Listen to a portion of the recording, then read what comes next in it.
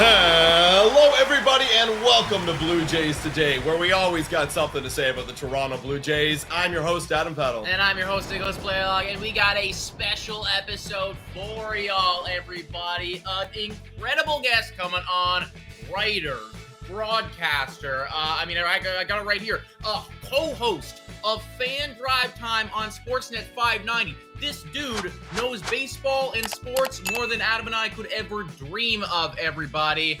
We got Blake freaking Murphy joining us today. Let's go, man. Let's go. Welcome in. Thanks for having me, fellas. I love the setup you've got going here. And yeah, thanks for the overstated intro.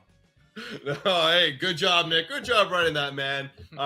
Hey, listen, Blake, thank you for taking the time to be here.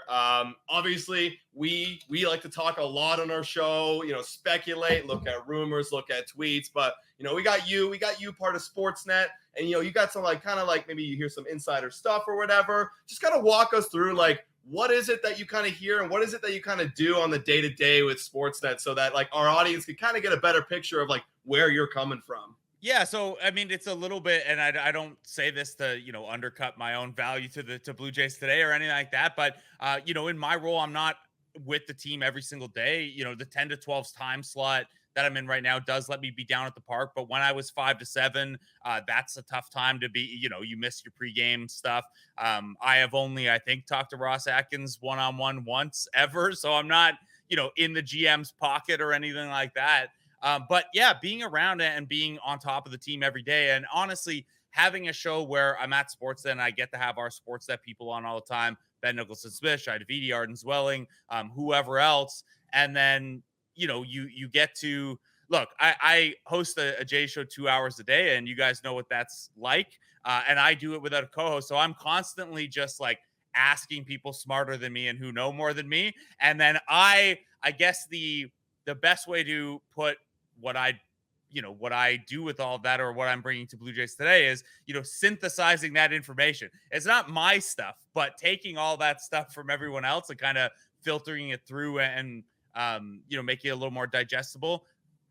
That's what we can do today. So I, was not on the road for this Mariners series, obviously not on the road for this Dodgers series. But we hear things, right? And we have guests on that hear things. And I think we have, between the three of us, we'll be able to filter through some of the noise here. Okay, sidebar very quickly, man. You do your show alone. You do it for 2 hours. That's pretty tough. What is your throat lozenge of choice?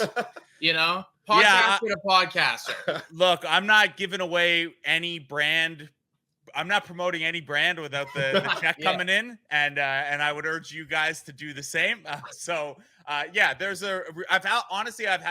never been a tea person before, but I can't, especially days where Friday, for example, I had the 10 to 12 show solo, and then I did the call on radio at night as well. If I'm just pumping coffee the whole day, I will spend the entire game running back and forth to the bathroom. So and be wired and make as little sense as I am right now.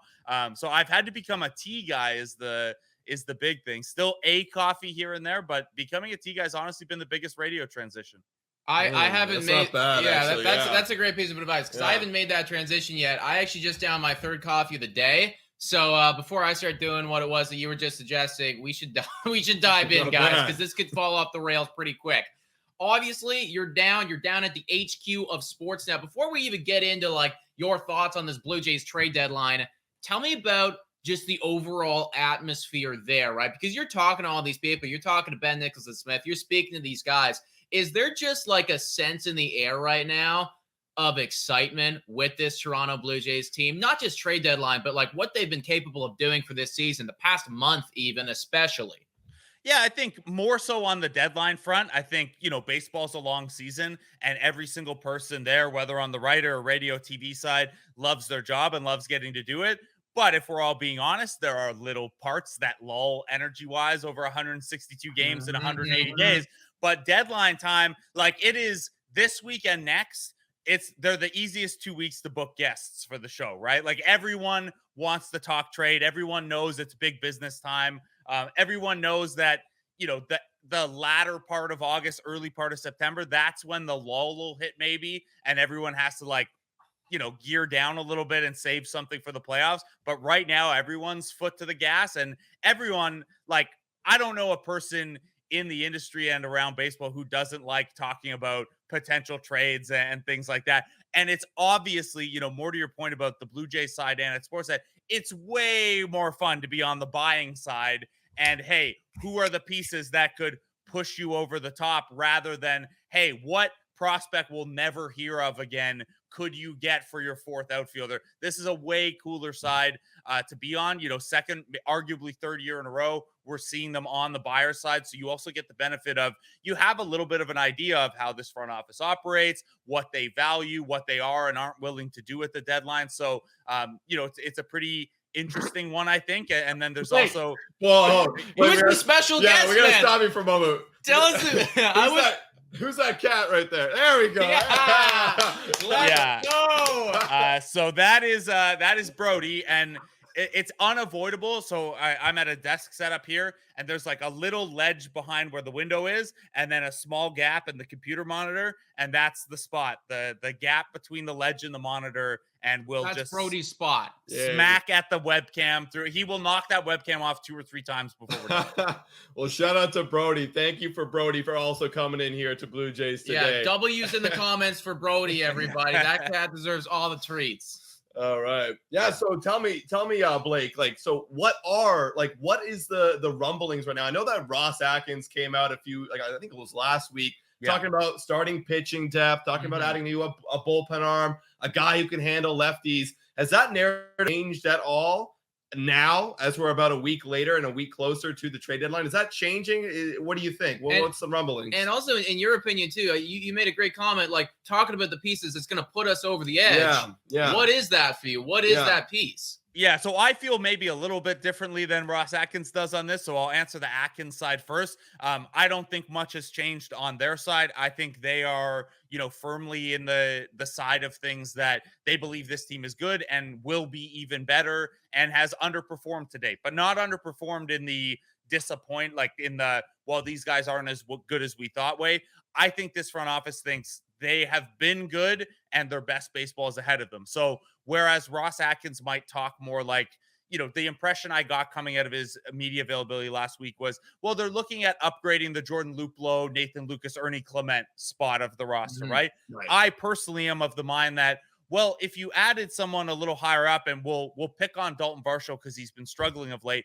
Let's say you get someone capable of playing left field a little bit more often and maybe taking some of the right-handed DH days away from Alejandro Kirk, who has also struggled. Well, what that does is it de facto improves the Jordan Luplow spot anyway, because Dalton Varsho is available off the bench a little bit more often. Or that player, whoever you get, we'll throw Lane Thomas's name out there for an example. If he's in that bench spot, then that, the higher you aim, the more things it solves, because there's this cascading effect of, if you put someone in an everyday spot, that everyday guy becomes a bench piece, and then that bench piece becomes the 26 man, and then that 26 man becomes your 40 man depth at AAA. So I'm of the mind you should always aim high, and if those things aren't there, then yes, tweak at the very marginal margins.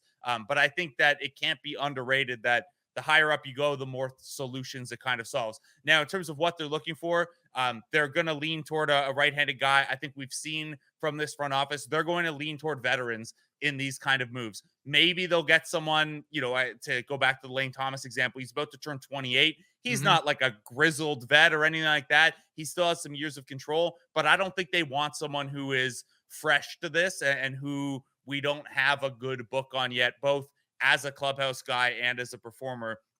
And then I think, if anything would have changed since Atkins last spoke, I don't think you can overreact to 3 or 6 game samples, but the bullpen doesn't look as shiny today as it did this time last week. And I'm always in the camp, you need more bullpen arms, and they should have been looking at that anyway. But I think after a weekend where your bullpen had 2 rough games, Nate Pearson, one of the biggest positives of your bullpen this year, is gone down to AAA now. A couple guys maybe showing the signs of fatigue. I think they're probably more interested in relief pitching help than maybe Atkins's media availability led on.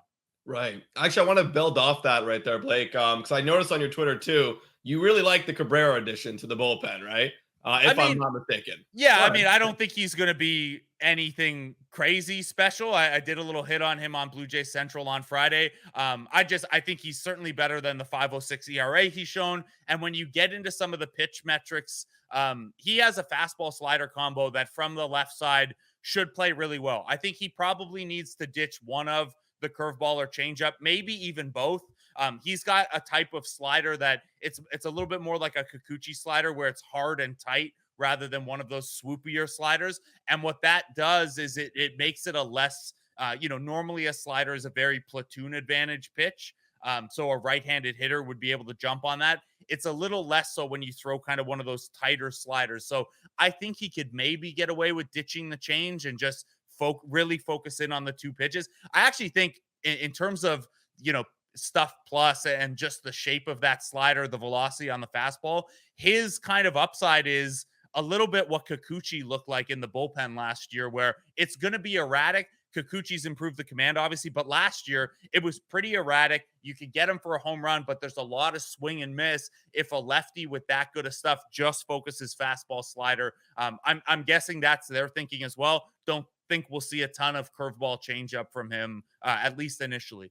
Right. And I guess too, it's not a bad experiment. Like you're saying, if Pete Walker can tweet something with him, drop that change up. It also costs you nothing. Exactly. Right. Nothing, yeah. Costs you nothing. And then, hey, once you get Chad Green back, maybe you make another addition. It's like, okay, he's got one more option left. You can bring him back down, bring him back up. It's not a bad idea. So I'm kind of with you. At first, I was shocked personally.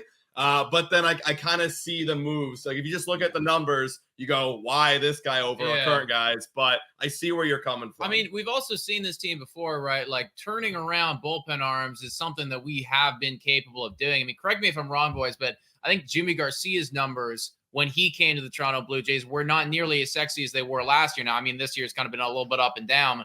Yeah, it's potentially a bad example, but I mean, we've absolutely been capable of transforming those guys before. So I do hope that you're right with that one, man. It's like they saw something there. Pete Walker believes that he can make an adjustment, and that they will. And I think what something you said there is important as well is that he has an option. I don't think you see this deal if he's out of options and you're turning around and having to DFA him once a Chad Green's ready or once Nate Pearson is deemed, ready to come back up to the major league level. This is more of a depth move where they could use an extra bullpen arm that has options in a pen where so few guys have them. Yeah. Let's stick on the topic of potentially transforming seasons right now, because there was a little bit of a rumor that was going around on Twitter, or X now, I guess is what we're calling it. But the social spaces of Tim Anderson. And I mean, Tim Anderson has had some absolutely phenomenal seasons in the past. He has been remarkable, right? The batting on average on that guy, just incredible. This season is not that season, though. This is absolutely a career worst for Tim Anderson. I mean, a lot can be said about that Chicago White Sox team as a whole. Clearly, there is something wrong with that entire club. What are your thoughts on these Tim Anderson rumors? Do you think that there's potentially any legitimacy there? Is this a guy that you believe that the Toronto Blue Jays should be going out and targeting for that middle infield? Yeah, look, I think Tim Anderson, if he's the solution to, hey, an extra righty bat with some positional versatility, we're not at the stage anymore where that looks like a Tim Anderson ad who is, taking time from a Whit Merrifield or a Dalton Varsho, really. That would be, honestly, an upgrade on, kind of that 26th, 25th man spot. Maybe take Santiago Espinal's spot. Espinal hasn't been particularly good. The shine's come off from his, base running, and even we'll see him in at shortstop tonight, actually. But defensively, he hasn't looked quite the same guy. So if you're upgrading that spot, sure. I think it's a reasonable buy low that the price tag on Tim Anderson now, half a season out from free agency. The club option on his deal for next year only has a $1 million buyout. So it's not, if you got to turn around and cut bait on him after the season, it's not that expensive to do so. I think it's a reasonable buy low, but I think with the season Tim Anderson's had and even some of the warning signs he showed last year before the injuries kind of set in on him, I think, expectations would need to be very, very reasonable with Anderson. That would be, to me, at this stage, and this feels wild to say, given where we were with Tim Anderson in 2021, that's a bench upgrade, not an everyday upgrade. You hope that there's some upside there if a new situation and he hits the ground running, but not a guy. I think you're upgrading the Espinal spot with that. that's not your big ticket item on deadline day. He has been like atrocious at the plate this year. Yeah. Oh, yeah. The one thing that I will say, and Adam actually pointed this out to me just prior to hopping on here, he has been absolutely awful. 338 batting average against left-handed pitching. We've been hearing that narrative going on for a while right now. The Toronto Blue Jays bats seemingly just cannot seem to hit these guys, which is kind of ridiculous considering we should be able to do that. Anderson can. I'm with you, though. I believe you kind of agree with me. Give me your 2 cents after I'm done here, but I'm with you that go out, get it, but I want to see more stuff if this is good, if we're going to do this. Hey, you know what I mean? If we're going to have the same mentality of the Blue Jays that, like, we think the best baseball is yet to come, like, it's hard to believe that, Tim Anderson's going to get even worse than what he's already been doing in the first half of the season. And this guy's a former batting champ. You know what I mean? Like, so I do like the addition, and we can kind of bring him in and just say, hey, we're okay if you're just coming off the bench. You maybe a spot start here and there against the lefties. That's okay, because right now, personally, I don't want any time taken away from Whit Merrifield, and I don't think this season warrants time taken away. So I'm okay with it, and I like what you said too, Blake, that the price is really not going to be that high on him, especially with our prospect pool right now. Yeah, I don't think the price would be too high. Maybe you find a club desperate and wanting to make a splash, but yeah, and you said his best days are maybe ahead of him. 14 hits in his last 9 games, so he is starting to turn the corner a little bit, maybe too. I'm not going to quite bite on that pump fake yet. And then if you're looking, what does he add to a bench in a bench role? You said you don't want to take stuff away from Whit Merrifield. It probably becomes a situation where Merrifield is then your constant left fielder against lefties, and Varsho's just not seeing them anymore. But Tim Anderson would also become immediately this team's best base runner. So if you're looking for utility from a bench spot as well, the days that he's not in the starting lineup, massive upgrade on what's available as a pinch runner. Yeah. No, I agree, man. I agree. So, again, if we do go and get him, phenomenal. I think all of us agree, though, more big ticket items. It feels so bad about. I was such a huge Tim Anderson fan, like in the good seasons, and the fact that I'm now talking about him, like, he'd be a good pinch runner. It feels awful. I know, man. It's crazy how baseball turns, right? Like maybe you can play over Biggio. Right. Wow, how the tables have turned. Obviously, if we're going out, we're making some more big ticket moves, big ticket items. Like we've been talking about adding people, and I think that Russ Atkins actually came out and said that he wants to bring people in, but he doesn't want to subtract a lot because he does think that this roster is phenomenal. However, realistically speaking, there will need to be subtractions made if you're trying to bring in a bunch more guys. On the major league roster specifically, so just looking at the 26-man, in your opinion, who would be the most likely trade away candidate for the Toronto Blue Jays with the current players that we have right now? Because we all know that, yes, they're probably going to send a few prospects away. With the current guys, who would be that person for you? Time for a quick shout out to Betway. Betway is the best place to make all of your sports bets on all of your favorite teams. Betway is also in collaboration with iGaming Ontario. Must be 19 years older to participate. And guys, please bet responsibly. Now, back to the content. Yeah, it's an interesting thought experiment because you kind of have to put yourself in the shoes of another GM, right? And think, okay, well, if you're a seller who has some upside that you might want to buy low on, I think my answer is probably Santiago Espinal, even though he's almost 29 and into his ARB years. I just think there's no path to playing time for him with Toronto. Right. You could tell another team, hey, he was an all-star last year. We just don't have the playing time available to get him right. Maybe if you're a Kansas City Royals type, you think you could pick him up, rehab that value a little bit, turn around and flip him later. Now, with the controllability and into his ARB years, maybe I'm off there. I think Kevin Biggio makes even more sense in that description, but the Jays love Kevin Biggio. I don't think he's going anywhere. Yeah. On the pitcher side, I think it's pretty clearly Mitch White. He's out of options. He's, again, a guy who, yes, he's 28, but if you're a bad team, you could look at that and be like, well, the Jays can't pitch him in any meaningful situations. Maybe we could give him some rope to try to figure things out. If it works out, you turn around and flip him again later. He's still on a minimum contract with a couple of years of ARB controllability. So the upside there, if you're a bad team, is, well, you can turn around and maybe he's a deadline flip candidate next year. Neither of those answers are particularly sexy, but I don't think the Jays are trading away anyone who's in their everyday 9. The Alek Manoah trade is a unbelievable thought experiment, but nobody on either side is doing that. So yeah, I'd say off the 26 man, White from the pitcher side, Espinal from the hitter side. It's hard to see them moving anyone higher than Espinal on the depth chart from the position player side. On the 26 man, at least, I think there could be some more churn with guys on the 40 man, but not guys we've seen in the major league mix. Yeah, because that's going to be a big conversation. That 40-man roster is pretty darn full, right? You already see Trent Thornton, a longtime Jay that the Jays really do love. They love Trent Thornton. They eventually now they have DFA'd him. And you're starting to see there's a few other guys on the chopping block. When other guys coming back from injuries, guys coming back from trades. Like, we're gonna have to start cutting some people. You're getting to a point where there is not a lot of holes left on this team. So for me, like, who do you think would be kind of next if we had to make a cut to that 40 man? Like, who's next on that list? Yeah, we might find out real soon, right? If Hyunjin Ryu is going to start on the weekend. And this is a spot where, to get all front office brained is I actually think that's a good argument for just waiting one more rehab start with Hyunjin Ryu. Let's see how the trade deadline plays out before you have to make that decision.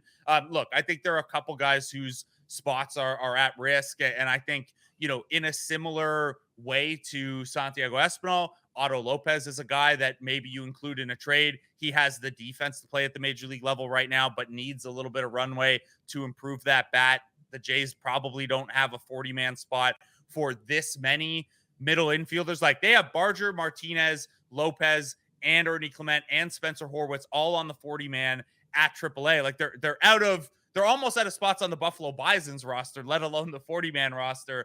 So I could see him as a buy low for someone else. I think on the pitching side, I don't know. There's Yosfer Zulueta, I think, would be an interesting trade candidate. Like, if again, it's hey, he needs to work on stuff, but he has major league stuff. He doesn't have major league control. He doesn't even have like single A control right now. But he's a guy I could see other teams having some interest in. This is where it gets hard, where the Otto Lopez's and Ernie Clements of the world, those guys, even if you really like them, you can DFA them because there's always another Otto Lopez and Ernie Clement, right? They picked up Ernie Clement for basically nothing earlier in the year. They picked up Tyler Heineman for basically, I think they traded Vinny Capra for Tyler Heineman, who was last year's Ernie Clement. Like, those guys are available. So if you have to DFA someone to clear a spot for Ryu, those guys are the candidates that make the most sense to me. They're the most replaceable, even if you like them. But I do think this is the time of year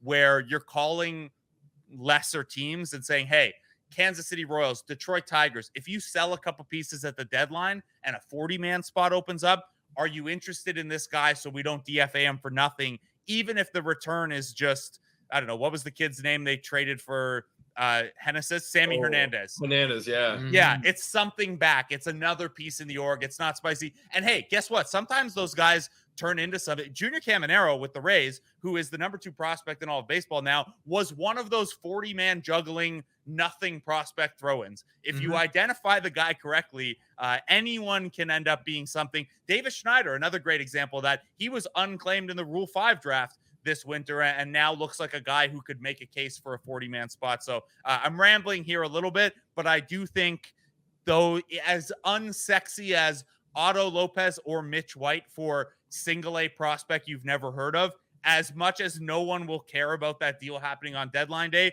those are the type of things you're also kicking around right now when you look at a 40-man crunch. No, man, I don't think you're rambling at all. I think that was some incredible insight. And I think you make an exceptional point, too, just about there's a lot of deals that are going to be underrated at the time that, looking back on them, hey, like, this could turn into something. Hell, I mean, not that we're going to be doing anything like this, but like when you traded for Tatis, when when Tatis went somewhere, he was nobody at the time and then absolutely exploded to become one of the best players in all of baseball, right? So anything can happen.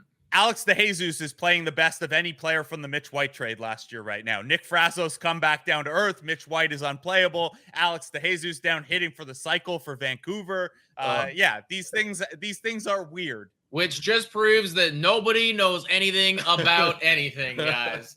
Listen, boys, we've been in reality land for a little bit right now. I want to exit reality land. I want to go straight in to La La Dreamland here, folks. This is what we want. This is what we are thinking about at the, I know you too, Blake. You're thinking to yourself, damn, if the Blue Jays start getting on the phone with Shohei Ohtani, that would be incredible, right? We've all been there, man.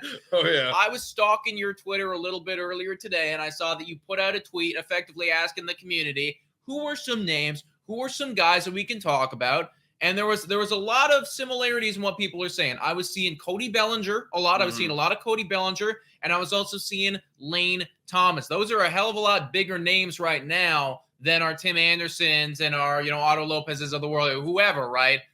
Is there a big name like that, like a Cody Bellinger, like a Lane Thomas, like a Marcus Stroman?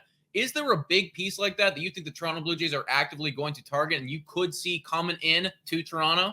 I wish I could say Shohei, man. I wish so badly that that's a move this front office would make. I don't think it is. I would love so much for him to come here this weekend and they're like, hey, Blake, we need someone to start selling Shohei on the city. We're tagging you in here. Have a weekend with Shohei and make sure, he's happy about the trade and he's happy about potentially re-signing. I do think, the Jays aren't going to do this. If you're another team, there's a real value in getting Shohei now and selling him on your situation in your city a little early. It won't be the Blue Jays. Marcus Stroman is not going to happen because Marcus Stroman was not particularly happy with the way his exit was handled. And I don't know that that's been repaired, even though I think he's probably the best starting pitcher that'll get moved at the deadline here. I think, more realistically, if you do go the starter route, you're shopping in that, Michael Lorenzen, Jordan Montgomery kind of bin, if we're being realistic. On the position player side, though, it's a scenario where I don't think it's likely that they take a big swing. But again, back to the start of our conversation, I think it makes sense, right? If you can upgrade that, we'll call it the Varsho slot for right now because he's the guy who would lose a bit of playing time. It helps your bench. It helps your versatility. You look ahead to next year, Kevin Kiermaier and Brandon Belt are both free agents. Whit Merrifield's a free agent. So when you're looking at guys who have spotted in at the outfield and DH spots, getting someone now who can help you in those positions next year as well makes some sense. Now, Bellinger's not that guy. Bellinger's a pure rental piece. He'd be very interesting in the middle of that lineup, even if some of the StatCast numbers on him say he's overperformed just a little bit. But Lane Thomas is a name that I've thrown out on my show. I've come back to a couple times, and I think he's interesting for the Blue Jays because he's the type of guy they've targeted in terms of contract situation. He's into his ARB years now, but has a little bit of control still. He's almost 28, so he's no longer by any means a prospect, but you know who he is at this point. You can be relatively certain what the production looks like. Positional versatility, a guy who can play all three outfield spots, who can run a little bit. Also a guy who, crushes lefties and is tolerable against righties. The question becomes, and this is similar for the Nationals as for, say, the Pirates and what they're working on with David Bednar. The Nationals have to decide, is it the best move for them to sell high on Lane Thomas right now, having a very good season when you're a seller before he turns 28, or do they want to hold on to him because he does have a couple more years of control? That's a tough spot to be in for a front office like that. It's an easier call if you're the Pirates because you're so cheap and you're just like, yeah, well, of course, the free labor of David Bednar for a couple more years, we'll just hang on to it and see how that goes. If you're a Nationals team that maybe wants to be in a position to retool, say 2 years from now and get back to competing in that National League East, turning Lane Thomas into, from a guy with 2 years of control into someone with 6 years of control who is maybe a year or two away from the major leagues, I think that makes sense for them. So that's part of why Lane Thomas is a name I've kept going back to. I don't think the asking price would be, star level, even though he's had a good season. And this Blue Jays front office has shown us positional versatility, contract versatility, role versatility are all things they value a lot. So he's a name that sticks out to me. Not as well known as Cody Bellinger, probably certainly not as sexy as Shohei Ohtani, but a guy who could probably help the team. And we can dream on anyone. We do have to be a little realistic with this front office has a couple years now of showing us how they operate. Lane Thomas, I think, fits how they operate a little bit more than a Bellinger Shohei type. Bro, if I don't see you on the weekend putting the moves on Shohei Ohtani, man, I'm like all I'm over gonna it, be man. so disappointed in you. I'm You all gotta over sell it. him on this team, dude. I'm all over it. Whether it's for this deadline, whether it's for the city in the offseason, I'm part of the pitch package. I'm ready to go. Dude, I keep having visions of like Shohei's in the game on Saturday, and then he just switches dugouts midway. You know what I mean? Some sort of fantasy. You just see Alek Manoah and Shohei Ohtani Just walking crossing. across the Yeah. field. Yeah, we'll be on full hug watch. It didn't happen exactly like that, but if you go back to I think 2013, the Toronto Raptors traded Rudy Gay to the Sacramento Kings as part of it was supposed to be a teardown move, and Rudy Gay shows up at the Sacramento Kings game as they've acquired him, and the broadcast just shows him like walking down the stairs in the 100 level, like full on out of pro wrestling. Oh my God, he's here! He's shown up and like coming down through the crowd. That's what I'm ready for on the weekend is Shohei at the end of the series just kind of lays his Angels jersey down and is like, no, I'm staying. You keep the jersey. I'm sticking around here. It's not going to happen, but man, if someone trades for Shohei, this is going to like, I can't imagine a bigger and cooler trade deadline for baseball. Even if it's a little cooler, if the Angels just, made the playoffs and actually did something good with having the two best players of this generation at the same time. The excitement around Shohei landing somewhere next week is going to be unbelievable if it happens. Yes, 100% yes, except just don't make it the New York freaking Yankees, man. No, that's the most ask. boring outcome for any of this Shohei stuff. No, thanks. No, thanks. I'd even take the Baltimore Orioles, and I know they're in their division, and I know that they're like kicking ass at baseball, but I'd even take that. Just not the New York freaking Yankees. Yeah, Please. anyone but you, New York. That's even if you want to go to the Mets, I could stomach it in free agency, but anyone but the Yankees. Yeah, I hear you guys. All right, well, Blake, this is about the amount of time that we have with you today. Man, thank you so much for coming on, giving your insight. It's nice to talk shop with another big Blue Jay fan like yourself. Before I go, I want to kick one back to you guys. Realistic targets. Who is each of your number one target? I think I've settled on Lane Thomas being the guy for me that I think is realistic, and I'd be excited about. Who's top of the list for you guys?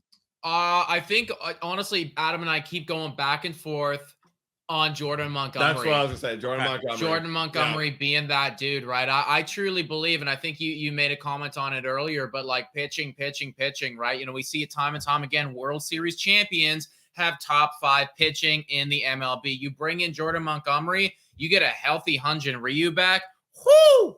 Right. That rotation. Right. And you can run a 6-man rotation. A lot of guys benefit from that. You're protecting yourself any injuries. Mm-hmm. And plus, also, Jordan Montgomery's pitched in the AL East, almost his entire career, right? So, he's got some familiarity over there. So, for me, it just makes a lot of sense. I also wouldn't be shocked either, like, if they were to get on the phone with the Cardinals, because we know that, like, we've heard rumors before, like, Blue Jays and Cardinals seeming like there is a little bit of dialogue there.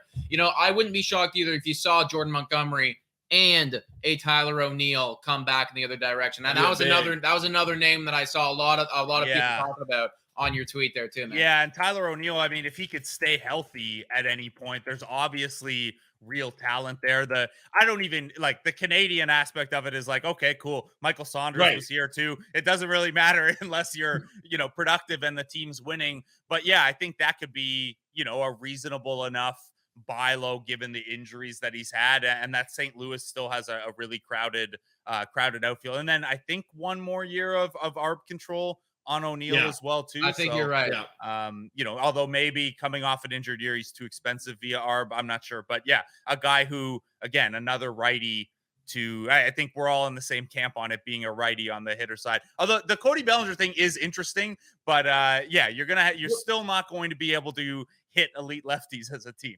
Right. Well, actually, it's funny. I was looking at Cody. Correct me if I'm wrong. Like, I'm pretty sure he hits lefties like better than righties this year, just in terms of batting average. I think that's. I don't think I'm betting on that to continue over like the larger sample. Long term. Yeah. It's been the case this year, but I think big picture, it's been not that he's like terrible against lefties, but he's like pretty significantly better against righties. Right, Mhm. right. Fair enough. Well, Blake, it has yeah. been a true freaking pleasure, my friend. Thank you for all of the insight. You heard it here first, guys. Sportsnet host Blake over here. Shohei Ohtani coming to Toronto. Confirmed. That's a We're And complete. clipping thank it. me if it happens. Thank Yeah. me. I don't know how, but thank me if it happens. And I mean, look, if Shohei Ohtani ends up a Blue Jay by Tuesday, we're all going to be doing 24/7 round the clock podcasts and live streams and stuff. So I promise you guys, I will talk to you again if the Jays get Shohei Ohtani next Hell week. You got it, yeah, bro. guys.